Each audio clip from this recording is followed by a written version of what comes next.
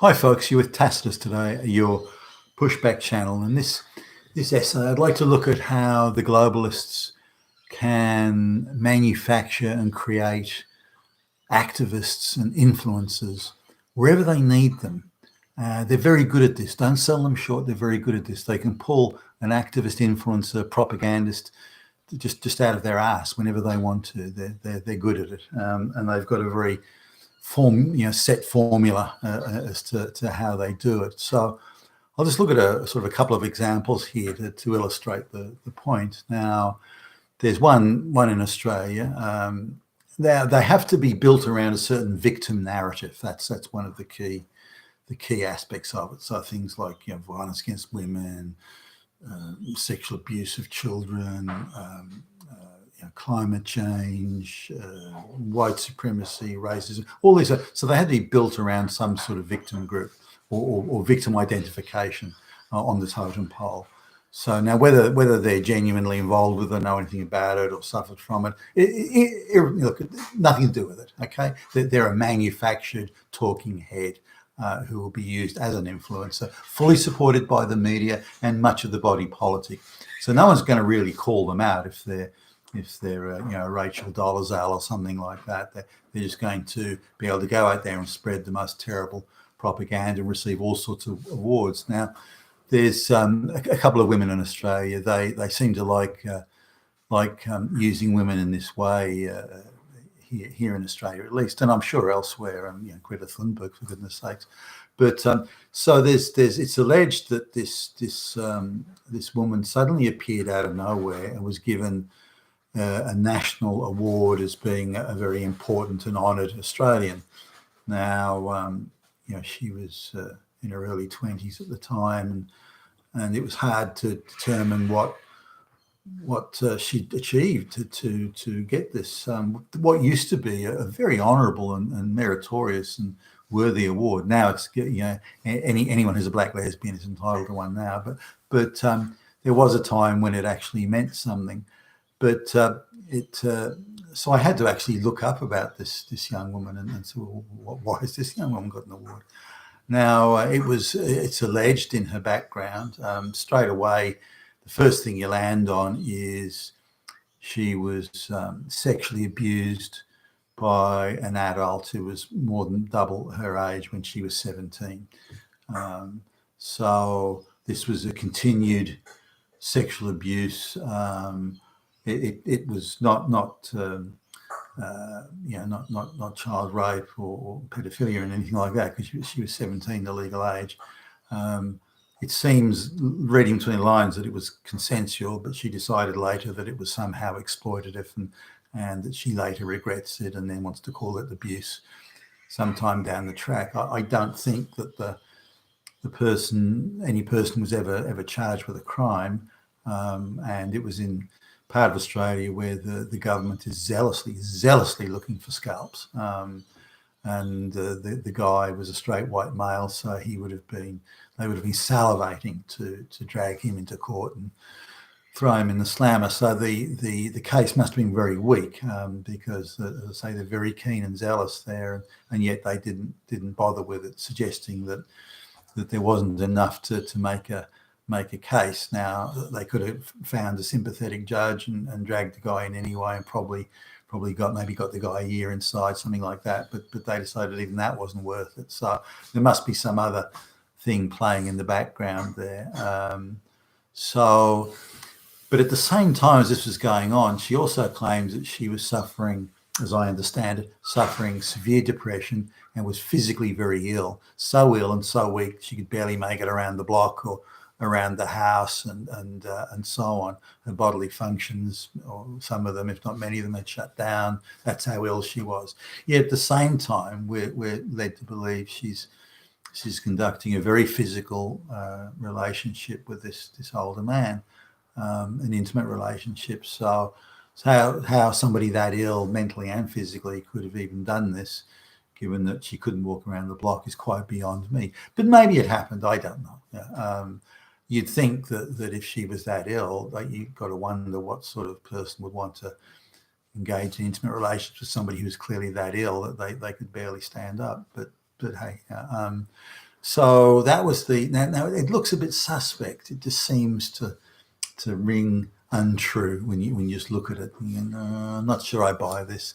It's just all too perfect, all too good, too choreographed. So she, while she's sick and while she's having this related, while she's suffering severe depression and again, can barely walk around the room, she somehow is an absolute star student. I don't just mean a good student or an A student, but a triple A, straight A across the board. She's a fucking genius, absolute fucking genius. At the same time as all this is going on, I mean, wow. There are people that would wish for that sort of outcome and would maybe happily subject themselves to an intimate relationship if they were going to get passes like that.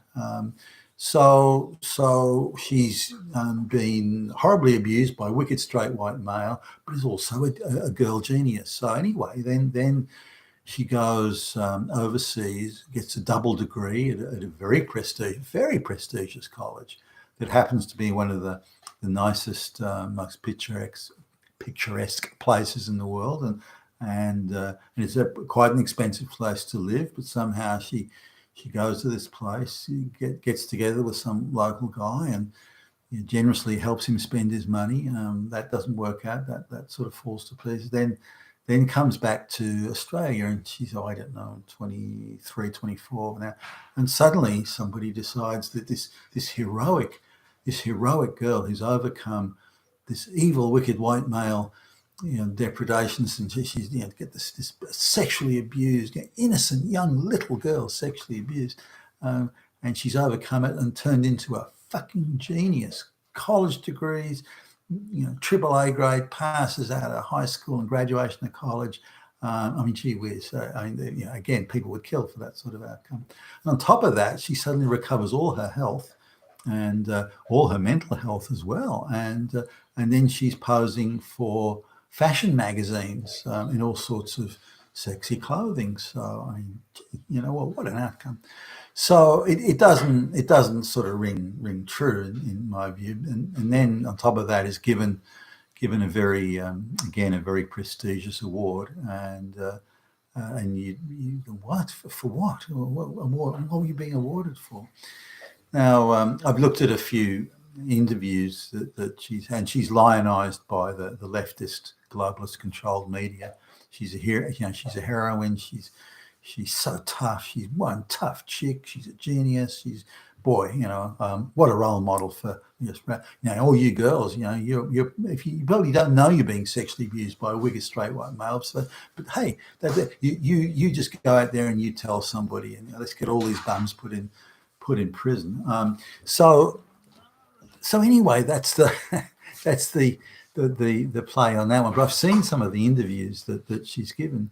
Now, if she's a genius, she's doing an exquisite job of concealing it. I look, if there is any genius in her, it's the ability to conceal the genius. That's the genius that I can tell there. There's no way that she's a triple A grade student or anything even close, and there's no way she got a meritorious double degree. But look, that's it. But she's being touted as an influencer, as a voice, and is being used as a propagandist. Now, the globalists create these creatures. They become creatures of the globalists to go out and spread social division, discord. Hey, all you girls, just accuse anybody. It doesn't matter. Just accuse them of something, and then justice will somehow be done in the overall cosmic universe of feminism and globalism and so on. So, but they're there to disrupt society. But politicians, fall at her, or were, I don't know now, were falling at her feet, and she was being treated as if she was some expert on sexual abuse. When expert how? I mean, in what way? So it doesn't. No logic applies to this. But she's a useful propagandist, influencer, porn, and the globalists go, yep, let's get her, let's put her up, and she's quite photogenic. So now there was another situation again, a woman who was she's quite outspoken, not very bright, but quite outspoken, of Arabic extraction, and she was seized upon as as a propagandist influencer, and spoke. She came to Australia at a young age, and was given all the accoutrements of all the prestige that could be bestowed upon her. She was a published author. She was honest student, graduated university, went to university, studied engineering, top of the class, top of absolute genius. And then she was on the public speaking circuit, lecturing everyone about how white people are all evil Islamophobics and so on. Now, she was nothing more than a snotty punk that was useful to the globalists again to put about propaganda, and then she wrote another book and was given government awards. And then it came out that she's being paid a very handsome salary by the government to actually, the Australian government, to spread propaganda, pro-globalist, anti-white male propaganda, to promote mass migration to the West and so on. So she was just purely a propagandist influencer.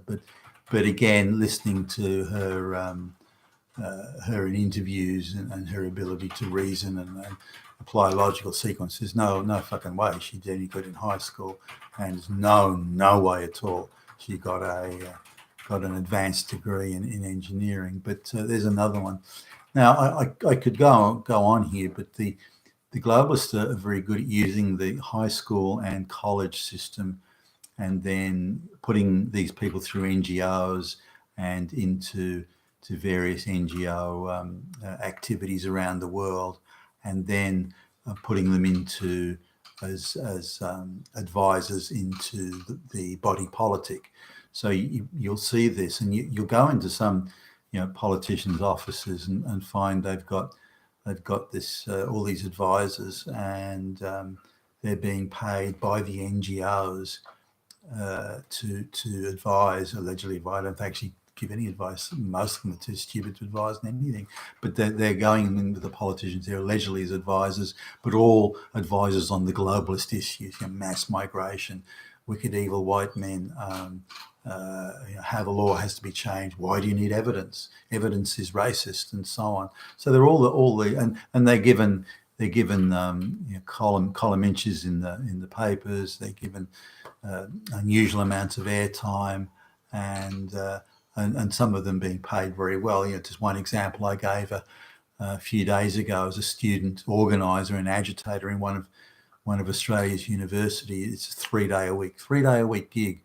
And the guy who's in there is paid $180,000 a year, plus all sorts of other benefits. It's well over $200,000 a year for a 3-day a week job. Now the average wage is less than $70,000, average weekly wage, and so this guy's getting close on 3 times the average wage for just working a 3-day week.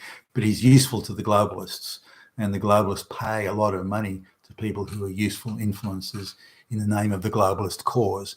And some of the best paid jobs around at the moment are jobs that are influencers, propaganda spreaders and the like for the globalists. So people like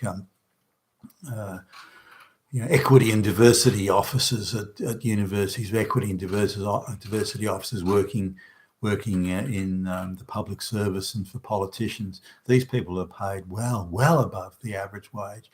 Diversity officers in university or diversity directors can be paid more than $400,000 a year. And that's before the cozy travel gigs and so on.